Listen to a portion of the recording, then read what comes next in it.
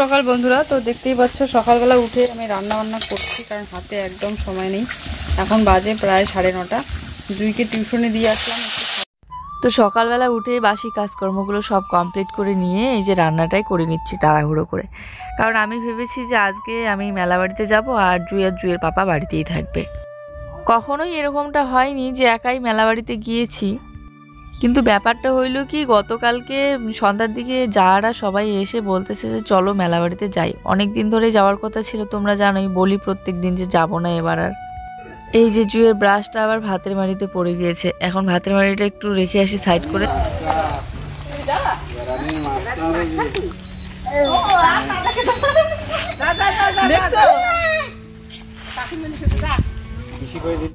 তো মেন কথা হচ্ছে আমার যাওয়ার কথা ছিল না, কিন্তু দিদি ওরা বারবার করে বলছিল, তাই সন্ধ্যাবেলার দিকে কালকে জুইয়ের পাপা বললো যে তুমি যাও সকালবেলা উঠে, আমি জুইকে দেখবো বাড়িতে, কিছু টাকা দেই ভাড়ার, আর সামান্য টুকটাক কিছু জিনিস কিনে চলে এসো। তো এখন বাজে মনে হয় 11টা। আমরা এই যে রেডি হয়ে পড়লাম, যাবো এখন মেলা বাড়িতে।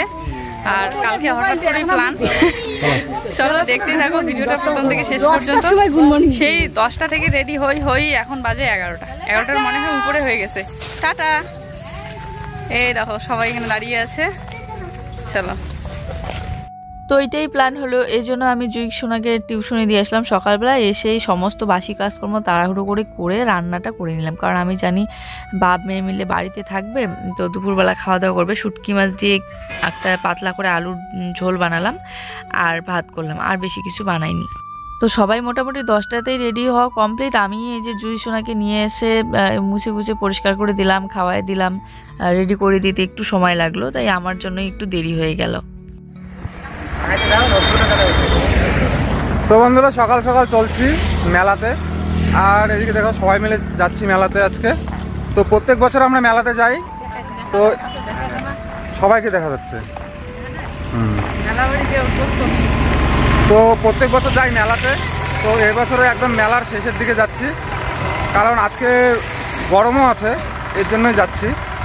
তাছাড়া তো জুইকে নিয়ে যাওয়া যায় না, ওর সর্দি কাশি তো লেগেই থাকে, তো দিনের বেলা যাচ্ছি এজন্যই। এই যে দেখতে পাচ্ছ কতজন মিলে যাচ্ছি।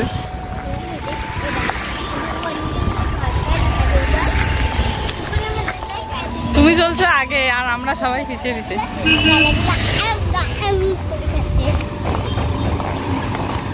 তো জুইকে আবার কালকে মিথ্যে বলেছিল যে জলপরি দেখতে যাবো শোনা, ঘুমিয়ে পড়ো তাড়াতাড়ি। ও ঘুমিয়ে পড়েছিল, সকালবেলা থেকে বায়না করছিল। এবারে ওর বাবা বলছে ও যাবে। তো হাই রোডের এখানে এসে আমরা গাড়ির জন্য দাঁড়িয়ে আছি। এবারে গাড়িতে যাব নাকি অটোতে যাব ওটাই বুঝে উঠতে পারছি না। আর জুইকে এই যে মাস্ক পরিয়ে দিলাম, কারণ বাইরে প্রচণ্ড ধুলাবালি, এমনিতেই সর্দি ওর লেগেই আছে। ব্যাপারটা হয়েছে কি, অর্ধেক রাস্তায় এসে দেখি আমার কানের যে পিছনের যে লাগানোর জন্য যেটা থাকে ওটা নেই, পড়ে গেল নাকি ভুল করে লাগাইনি সেটা আর মনে নেই। তো এখন ভাবছি যে ছোট ওই পাথরের 5 টাকা দামে যে টপগুলো পাওয়া যায় সেইগুলো নিয়ে খিলাটা লাগিয়ে দিই। কিন্তু ওইদিকে জুয়ের পাপা করেছে কি, একজোড়া কানেরই কিনে নিয়ে এসেছে সিটি গোল্ডের, ওই খিলার জন্য। উঠো, জুইকে কোলে নিবা না? এই যে আমরা গাড়িতে বসে পড়লাম হাই রোড থেকে, এখন আমরা যাবো কোচবিহারে। এই মানে এই সিটগুলো সব আমরা দিয়ে ভর্তি,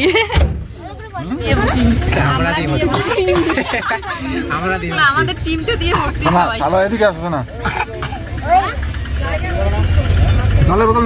হ্যাঁ, জলের বোতল আছে এখানে।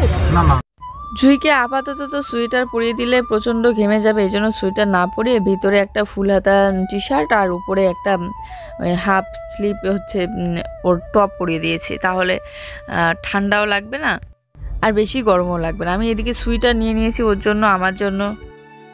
আমার সোয়েটারটা এই জন্য নিলাম, সন্ধ্যার দিকে আস্তে আস্তে যতই আগে যাও না কেন সন্ধ্যা কিন্তু লাগেই। আমি না পরলেও জুইয়ের কানের মধ্যে বেঁধে দিতে পারবো সোয়েটারটা। আর জুইয়ের জন্য মোজা থেকে শুরু করে সোয়েটার সব কিছুই নিয়েছি, আর গরম জল। তো ওইদিকে দেখো রাজবাড়ির সামনে দিয়ে এখন আমরা যাচ্ছি, রাজবাড়িটা দেখলেই ঢুকতে মন চায়। তো আমরা সবে মেলাবাড়ির সামনে এসে ঢুকলাম। সব থেকে বেশি ভয় লাগে মেলা বাড়িতে এই যে এত পরিমাণে ধুলা হয় ভিড়ের জন্য, আর দুপুরবেলার এই মারাত্মক রোদটা। দিনের বেলায় যদি এত ভিড় থাকে।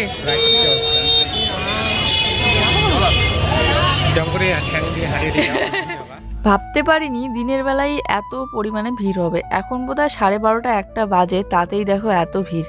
আমরা ভেবেছি দিনের বেলা তো মানুষ বেশি হবে না, আর তাড়াতাড়ি গিয়ে তাড়াতাড়ি একটু ঘুরে চলে আসবো সবাই মিলে। এখন এসে দেখি বাপরে কি অবস্থা। এইটা হচ্ছে মেন গেটটা। তারপরে আমি খুঁজতেছিলাম যে রাস কোন দিকে। যদি জুইয়ের পাপা না আসতো তাহলে আমি জুইকে নিয়ে আসতাম না এত ভিড়ে। আর রাস্তাটার মধ্যে জানি না কেন জল দিয়েছে পুরো রাস্তাটা, হয়তো রোদে গরম হয়ে যাচ্ছে তার জন্য হবে হয়তো। পুরো রাস্তাটাই কিন্তু জল দিয়ে ভেজানো, তো এত রোদে ঘোরাঘুরি করলে আবার মাথাও ব্যথা করে। এটা যে রাস্তা সবাই নষ্ট। ওইদিকে রাস নাকি রাস কোথায়? ওই তো ওইদিকে সবাই যাচ্ছে, ওইদিকেই মনে হয় রাস দেখতে। মন্দিরে যাব, এত পরিমাণে ভিড় দেখো, লাইন একদম কত লেগে গিয়েছে। মেলাবাড়ি বলে কথা, এই জিনিসটা তো থাকবেই, হাওয়াই মিঠাই, তাই না? এই জিনিসটাই মেলাবাড়িতে সব, ছোট মেলা হোক আর বড় মেলা হোক, সবসময় পাওয়া যায়। তো ওই যে ওই দেখো রাস ঘোরাচ্ছে। এখানেও প্রচণ্ড পরিমাণে ভিড় আছে, তবে বাইরে গেটের মাঝখানে যতটা ভিড় দেখা যাচ্ছিল তার থেকে তো একটু কমই আছে।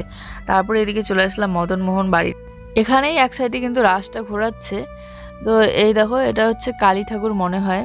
তো এখানে দাঁড়িয়ে আমরা দেখছিলাম আর জুইকেও দেখাচ্ছিলাম। আপাতত জুইয়ের পিঠটা ঘেমে যাচ্ছে বলে উপরের টপটা একটু খুলে দিলাম আর ব্যাগের মধ্যে রেখে দিলাম। ব্যাগটা এই জন্যই নিয়ে এসেছি। তবে কি জানো, আমাদের নাকি রাসটা ঘোরানো যাবে না নাকি, জানি না আমি। তো দিদি বলছিল যে ঘোরানো যাবে না, কারণ আমাদের তো ওই কাল অসুখ আছে 1 বছর। তো এই জন্য আমরা ধারের কাছে যাইনি, দূর থেকে দেখতেছিলাম সবাই। এর আগে যখন এসেছিলাম মদনমোহন বাড়িতে তখন এই ঠাকুরগুলো ছিল না, এখন নতুন মনে হয় বসিয়েছে রাসমেলার জন্যই হয়তো। আর তারপরে ওইদিকে ভিতরে একটা জায়গা আছে, এই দেখো এইখানে দেখো সবার কত রকমের আর্ট। কেউ কত সুন্দর করে ডিজাইন করে বানিয়েছে, হাতের তৈরি জিনিস, আবার কেউ আর্ট করেছে, দারুণ লাগছিল দেখতে। এগুলো প্রত্যেকটাই নিজের হাতে আর্ট করা। আর মনে হচ্ছিল দেখে, ইস পৃথিবীতে কত ধরনের মানে কত ট্যালেন্টেড মানুষ থাকে, এত সুন্দর করে বানিয়েছে, কি সুন্দর নিজের হাতে। এখানে বাচ্চাদেরও ড্রয়িং আছে, তবে এক একটা আর্ট যেই সেই না, একদম চোখ ধাঁধানো, এত সুন্দর, মনে হয় যেন আর্ট করা না, মনে হয় যেন ক্যামেরার ছবি। এখানে একটা হাতের তৈরি রাম মন্দির বানানো আছে, তারপরে দুর্গা ঠাকুরটা দেখো কত সুন্দর করে বানিয়েছে। তবে এগুলো মনে হয় অনেক দিন ধরে এরকম করে সাজানো, প্রচণ্ড ধুলা পড়ে গিয়েছে। মদনমোহন বাড়িতে আসলাম আর সামনেটা একটু এসে একটু ফটো ভিডিও করবো না তা কি হয়। তো এদিকে সামনেও দেখো প্রচণ্ড ভিড়, তবে ভিতরে আর গেলাম না ঠাকুরগুলো দেখতে। এর আগে একবার এসেছিলাম দোলা দিদি ভাইদের সাথে, তখন দেখেছিলাম প্রথম। এই ঠাকুরটা দেখো কি সুন্দর গোল্ডেন কালারের, আর রোদের মধ্যে কি ভালো লাগছিল। তবে রোদে বেশিক্ষণ দাঁড়িয়ে থাকতে পারছিলাম না, মাথাটা ব্যথা করছিল। মেলাবাড়িতে এসে গেটের সামনেই সব থেকে আমার যেটা চোখে পড়লো সেটা হচ্ছে গীতা।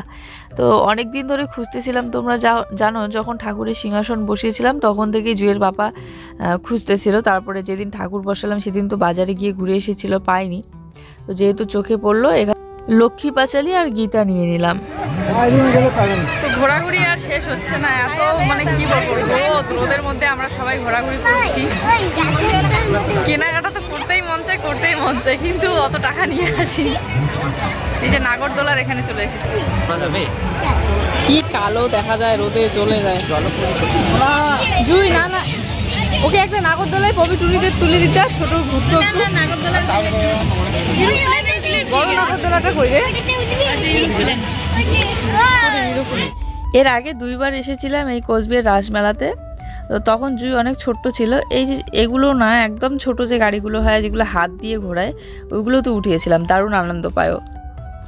এখানে আসা মাত্র তো কি খুশি যে হচ্ছে, বলছে মা খুব আনন্দ লাগছে, ওয়াও ওয়াও এরকম বলতেছে ওই নাগরদোলাগুলো দেখে। বাচ্চা মানুষের তো ওগুলোই আকর্ষণ, তাই না? তো এখানে চলে আসলাম দোকানে কিছু জিনিস কিনবো বলে, কিছু আর কি বর যেটা বলবে সেটাই কিনবো। তো তারপরে ফুলের দোকানে এসে দেখলাম ফুলগুলোর প্রচণ্ড দাম, ফুল টুল আর কিনলাম না, এত টাকাও নেই। তো এখানে কাপের দোকানে আসলাম, জানোই আমার এই কাচের কাপগুলো খুব পছন্দ। প্রায় দিনই আমি ভিডিওতে বলি যে প্রত্যেকবার কাচের কাপ নিতে চাই, কিন্তু নেওয়া আর হয় না। তারপরে আরও কিছু টুকটাক ছোটোখাটো জিনিস কিনে চলে আসলাম আমরা খেতে। খিদেও পেয়েছে প্রচণ্ড, তবে বেশি কিছু ভারী কিছু খাবো না। এমনিতেই এখানে দেখি যে একটা চপ বড়ার দোকানে, তো ভাবলাম যে আপাতত সবাই মিলে একটা করে চপ খাই। চপ দেখে ভাবছিলাম যে এতক্ষণ ধরে মেলা ঘুরছি, সামান্য এই চপ খাবো, একটু ভালো কিছু খেলে হতো না।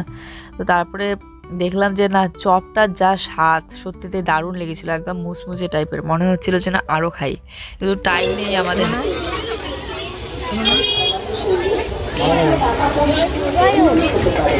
মাস্কটা খুলে দাও, খাও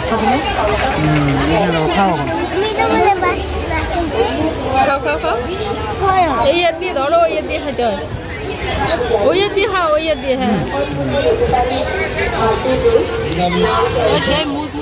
ও আর একা হাতে খেলো কই, ওর পাপাই খাওয়াই দিল। এই জন্যই আমি কোথাও ঘুরতে গেলে জুয়ের পাপা ছাড়া যাই না, কারণ বাচ্চা থাকলে ও সামলায় বাচ্চাকে, আর আমি আনন্দ নিয়ে ঘুরতে পারি।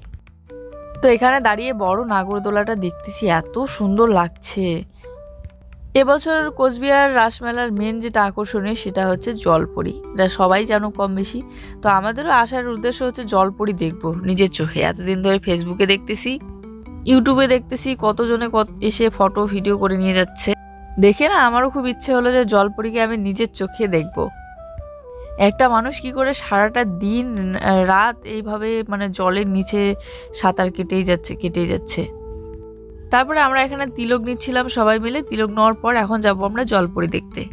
একটা টিকিট 100 টাকা, 5 বছরের উপরে বাচ্চা হলে তারও টিকিট করতে হবে। তাই জুয়ের পাপা বলছিল যে একটা টিকিট 100 টাকা, আমি না যাই, তুমি জুইকে নিয়ে যাও। জলপরি দেখার টিকিট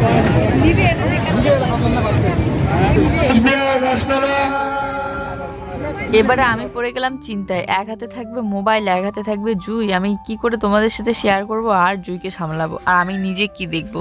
এবারে জুয়ের পাপা বলছে সবাই যেহেতু যাচ্ছে তো আমি কেন বাদ যাই, আমিও যাই। তো বললাম চলো, না হলে পরে কাছে এসে ঘুরে গিয়ে পরে আফসোস হবে যে কাছে গিয়েও দেখতে পারিনি, আর কতই 100 টাকা যায়, যেটা দেখার জন্য মেন আশা জলপরি। তো তারপরে আবার যাওয়ার পথে ওদিকে জুয়ের জন্য কাশির সিরাপ, ঔষধ এগুলো নিয়ে যেতে হবে। মাছগুলো রে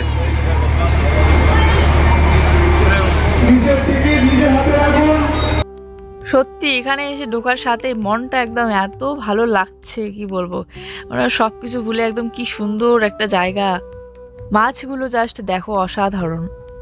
আমার তো যেন মনে হচ্ছে 100 টাকা দিয়ে ঢুকে একদম পুরো মন ভরে একদম সবকিছু মানে এতক্ষণ ধরে দেখে অনুভব করছিলাম, এত ভালো লাগছিল, একদম শান্তি।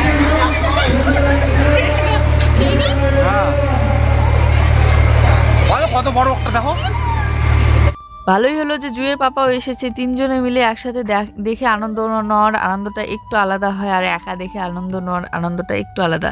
এই মাছগুলো দেখো একসাথে দলা বেঁধে আছে, কি সুন্দর কালারফুল লাগছে, মনে হয় হাত দিয়ে ধরা গেলে হাত দিয়ে ধরে দেখতাম একটু।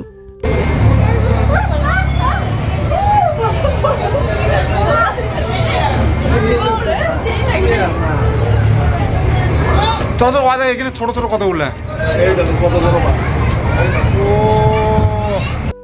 ইস কি দারুণ, বলে বোঝাতে পারবো না।